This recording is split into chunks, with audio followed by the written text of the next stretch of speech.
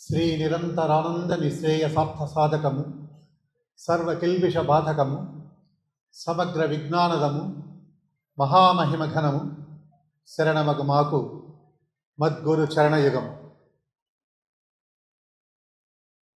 Shri master గారి గురించి ఏదైనా మాట్లాడాలంటే అది ఒక మహోన్నతమైనటువంటి పర్వతాన్ని ఒక చిన్న పిల్లవాడు ఆరోహించాలి అని తపన పడినట్లుగా ఉంటుంది.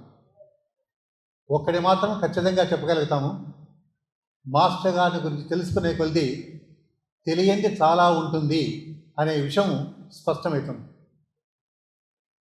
మాకు చిన్నప్పుడు ఏమంటే ఈ లవకుశ అనే సినిమా చాలా పాపులర్, అప్పట్లో చాలా ప్రసిద్ధి. దాంట్లో ఒక పాట ఉండేది, ఏ నిమిషానికి ఏమి జరుగునో ఎవరు ఊహించెదరు, విధి విధానమును తప్పించటకు ఎవరు సాహసించెదరు, ఎవరు విధి విధానమును తప్పించటకు సాహసించదు. ఎందుకంటే మానవ జన్మ ఇన్ని కష్టాలు ఇన్ని బాధలు ఎందుకు పడాలా, ఎందుకు ఆనందంగా ఉండకూడదు, ఏమి దీనికి సమస్య? ఈ మూల సమస్య మహానుభావులు వచ్చారు, వాళ్ళు ఏదో పరిష్కారము, వాళ్ళు ఉన్నంతకాలము కొద్ది కొద్దిగా ఓడిపోయింది, కానీ మూలమైనటువంటి సమస్య పరిష్కారం అలాగే ఓడిపోయింది. ఎందుకు ఈ ముసలితనం, ఎందుకు ఈ వ్యాధులు, ఎందుకు ఈ మరణం? శ్రీ మాస్టర్ గారి అందుకే ఏమిటే కనంటే, to realize the lord in physical through the wisdom revealed by Kundalini in a conscious stage. ఇది చాలా ఒక మహోన్నతమైన వాక్యం. ఎందుకు వస్తే వాక్యం రసాత్మకం కావ్యం అంటారు. ఒకే ఒక చిన్న వాక్యం ఉంటుంది, దాంట్లో మన యోగ్యతను అర్థం చేసుకుంటూ పోతుంటే మనకు మరింతగా విస్తృతంగా విపులంగా అర్థాలు వెళ్తూ వస్తాయి. ఎందుకు కారణం అంటే కన్నా, ఎందుకు మనిషి జన్మ ఎత్తినాడు, ఈ మానవ జాతి యొక్క ఆవిర్భావానికి ప్రయోజనం ఏమిటి అని కానీ నిజంగా కన్నా ఆలోచించగలిగితే, అవును, ఈ దానికి ఏమిటంటే కన్నా ఈ మానవ జాతి తన సార్థకతను ధన్యతను పొందాలా. ఏ విధంగా సార్థకత ధన్యత పొందగలుగుతుంది అంటే, మనిషి ఏమంటే కన్నా మనిషి కేవలము ఈ భౌతికమైన దేహము కాదు, కేవలము ఈ మానసికమైన కాదు, కేవలం ప్రాణికమైన కాదు, మనిషిలో ఈ యొక్క సృష్టి ఈ కాలము లేనప్పటికన్నా మించినటువంటి పరమాత్మ యొక్క ఒక దివ్యమైన అంశం ఉంది. అదే మనము అంతరాత్మ అంటాం. ఈ అంతరాత్మ ఎప్పుడైతే ఈ అంతరాత్మ అనేది తను తాను వ్యక్తం చేసుకుంటూ పోతుంటుందో అప్పుడు ఏమిటంటే కన్నా శాస్త్రతత్వం అనేది ఖచ్చితంగా వస్తుంది. మాస్టర్ గారు నొక్కి చెప్పింది అంటే ఫిజికల్ ఇమ్మార్టాలిటీ. మిగిలిన యోగాలకి ఖచ్చితమైనటువంటి భేదం ఏమిటంటే, ఇది కేవలం అంటే కన్నా సత్యము అనేటువంటిది భౌతికలోకి రావాలా. అందుకని మాస్టర్ గారు అంటే ద ప్రిన్సిపల్స్ ఆరిజిన్ 1 ఆరిజిన్ 2. ఈ సృష్టి విధానం ఒక రకంగా ఇట్లా సాగుతూ ఉంది. ఏది ఈ సృష్టి విధానంలో mutability is the law of nature, అంటే మార్పులు జరుగుతూ పోతుంటుంది. అయితే ఈ మార్పుల్లో మనకు సముచితంగా ఉన్నతమైనటువంటి వాటి తీసుకొని వచ్చి ఈ యొక్క విధానంనే మార్చవచ్చునా అంటే ఖచ్చితంగా మార్చగలుగుతాం. అందుకనే మాస్టర్ గారు ఏమిటి కన్నా new model developments adjust in creation. ఒక్కొక్క పదం జాగ్రత్త అర్థం చేసుకొని చాలా వెళ్తుంది. New model developments adjust in creation in man, earth, world, cosmic systems. అంటే ఈ యొక్క ముందుకున్న విధానం వేరే, ఈ యొక్క విధానం రావాల్సిన ఏమంటే కన్నా అడ్జస్ట్మెంట్స్ ఇన్ క్రియేషన్. సృష్టిలోనే మార్పు రావాలా, మనిషిలోనే మార్పు రావాలా, ఈ యొక్క కాస్మిక్ సిస్టమ్ ఈ విశ్వ వ్యవస్థలోనే మార్పు రావాలా, ఈ భూమిలో మార్పు రావాలా. అందుకనే ఇదేమిటి కన్నా ఒక రకంగా చెప్పాలంటే ఈ యోగము celestial, terrestrial and cellular transformation. కణములో మార్పు రావాలా. కణములో మార్పు రావాలంటే కన్నా మానవ దేహంలో మార్పు రావాలి. మానవ దేహంలో మార్పు రావాలంటే కన్నా మనం కేవలము విశ్వములో మనకు ఒక భాగము. మనకంటే అదృశ్య లోకాలు ఎన్నో ఉన్నాయి. ఈ నిరంతరమైన దాంట్లో అంటే కన్నా ఒకదానికి మనిషి అప్పుడు ఉదాహరణకు మనస్సు అంటాము. మనస్సు లేని మనిషి మనం ఊహించగలుగుతామా? కానీ మనసు తెలియదు, మనకు కనపడదు, కానీ మనస్సు లేకన్నా ఊహించలేదు. ఇప్పుడు ఉదాహరణకి ఏమంటే కన్నా మన శరీరమే తీసుకుంటాం. మన యొక్క హృదయం అనేటువంటిది ఏమంటే కన్నా మన కంట్రోల్లో యొక్క హార్ట్ బీటింగ్స్, ఆ హృదయ స్పందనలు మన కంట్రోల్లో ఉండదు. దాని పాటికి అది కొట్టుకుంటుంది. నిలిచిపో అంటే నిలిచిపోను. చెయ్యి కొంతసేపు పెట్టుకుంటాము, నిలిచిపోతాం.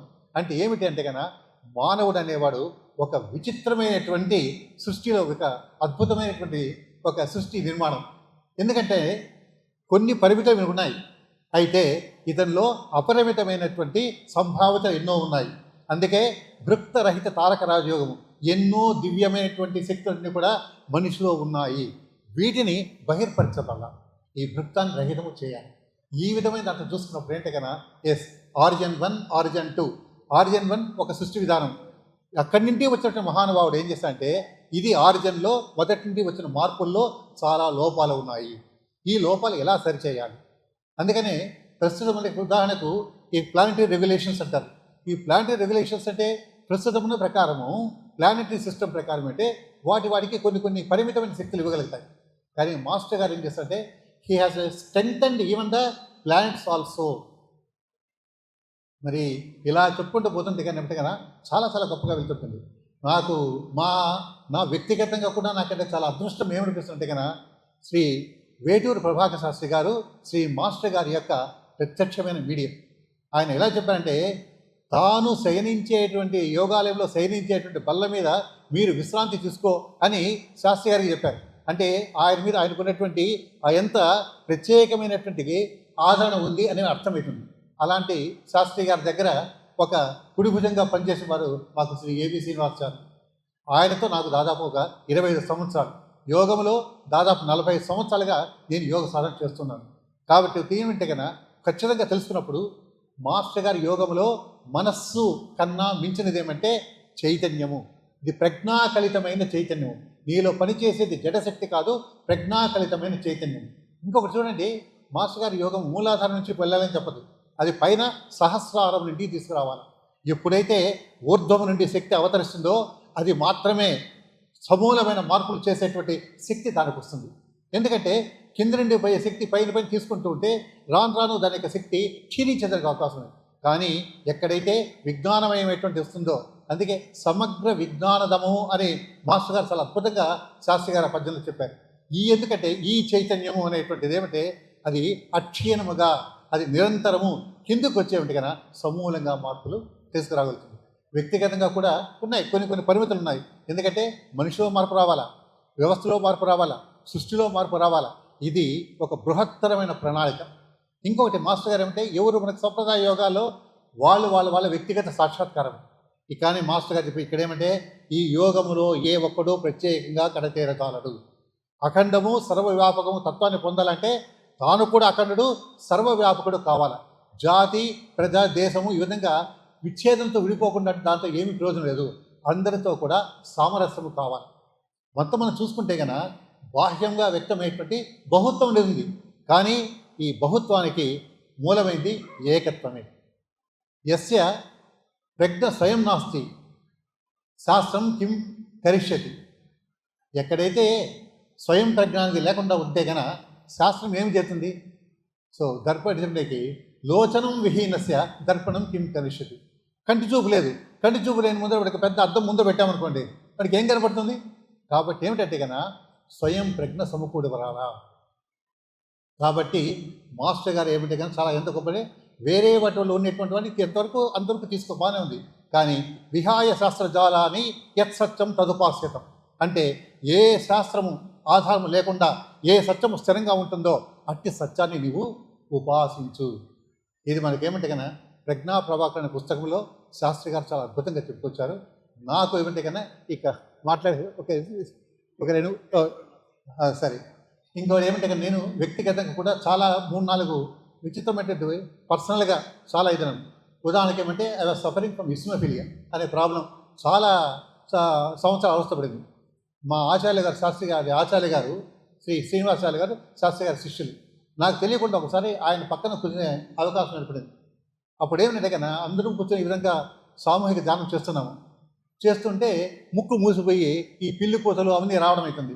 ఎప్పుడైతే అది వచ్చిందో ఆయన నా అదృష్టవశాత్తు ఆయన పక్కనే కూర్చున్నాను. ఆయన మెల్లిగా తలపై నుంచి మెల్లిగా వెనక నిమిరాడు. అంతే, ఆ ఫ్యూ సెకండ్స్లో ఆ లోపల ఉండేటువంటి ఆ శ్లేషం అంతా కూడా ఎవాపరేట్ అయిపోయింది. అదేవిధంగా ఒకసారి ఫుడ్ అలర్జీలో మోషన్స్ తర్వాత ఏదైతే కన్నా ఆయనకి ఆ విగర్ సప్లై చేయమని మాస్టర్ గారిని ప్రార్థన చేసుకోండి అన్నారు. ఆ విధంగా చేసుకుని అట్లయింది. అలాగే ఉండి ఈవెన్ కొన్ని సంవత్సరాల క్రితం 2018 very serious problem, lungs infection అయ్యి దాదాపు 75% 80% ప్రాబ్లం ఇదండి. అపోలో హాస్పిటల్ అడ్మిట్ అయినాం. ఇంకా డాక్టర్స్ ఇంకా వాళ్ళు ఏం చెప్పారు, 1 లక్ష అయితే రోజుకు, కానీ మేము గ్యారంటీ చెప్పలేము అని ఇదంతా వచ్చినారు. అయితే నాకు యోగా మిత్రులతో కూడా వాళ్ళ ప్రార్థన చేస్తున్నారు. ఆ రోజు 80% అనేది మరుసటి రోజు తెల్లవారు చేస్తే ఇది రివర్స్ అయిపోయింది. 80% వర్కింగ్, 20% ప్రాబ్లం. ఎట్లా ఎట్లా ఏం జరిగింది ఏం చెప్పలేదు. కావాల్సిన ఏమిటి కన్నా అందుకే క్షణక్షణము సత్య జ్ఞాన సంతోష సంపత్ సంగతి పొంగుచుండన్ క్షణమై వెలసిల్లన్ స్వాంతమున్ దిద్దుకొమ్మ ప్రణితపడి తప్పం బాయక నేరనన్న అణువణువున నాతో ఐక్యము చెందుము తల్లి.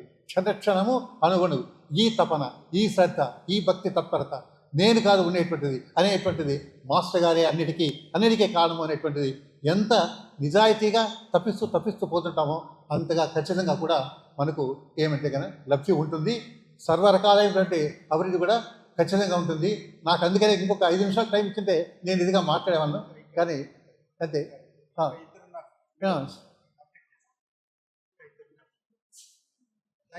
కాబట్టి సార్ ధన్యవాదాలు చెప్తారు. నేను కూడా ఏమైనా ఇచ్చేసుకోవడం లేదు, ఎందుకంటే మనము రిసీవింగ్ కెపాసిటీ కూడా చూడాలా, అది కూడా చాలా ముఖ్యం. ఎందుకంటే టీచింగ్ లైన్ వాళ్ళకు మాకు అది తెలుసు కాబట్టి ముఖ్యంగా ఏమంటే ఎంత తెలిసినా కూడా ఎక్కడికైనా మాస్టర్ గారి యోగాని అనుష్ఠానం చేయడము వ్యక్తిగతమైనటువంటి ధన్యతకు సాఫల్యతకు కాక మానవ జాతి మొత్తానికే ఆ యొక్క దివ్యతత్వం అనేటువంటి భౌతిక దేహంలో ప్రవేశించి అందరినీ కూడా ఉద్ధరిస్తుంది. మానవ జాతికి ఈ పరిష్కారం. నాకు ఈ అవకాశం కల్పించినటువంటి అందరికీ కూడా పెద్దలకు, జయకుమార్ గారికి, అదేవిధంగా మా కృష్ణన్ సార్కు, మా ప్రభాకర్ శాస్త్రికి అందరికీ కూడా నా యొక్క శ్రద్ధగా ఉన్న మీ అందరికీ కూడా నా హృదయపూర్వక ధన్యవాదాలు.